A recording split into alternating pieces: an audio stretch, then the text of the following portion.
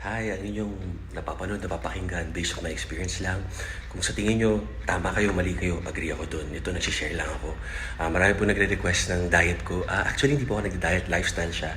32 years ko na ginagawa. So right now, birthday month ni wifey, kain kami na kain ng cake, di ako nag-diet. Nag-gain ako ng weight, may abs pa rin ako kasi consistent ako sa gym.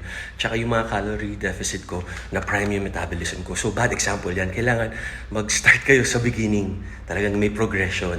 And then pagdating sa workout, yung ginagawa ko kasi superset, giant set,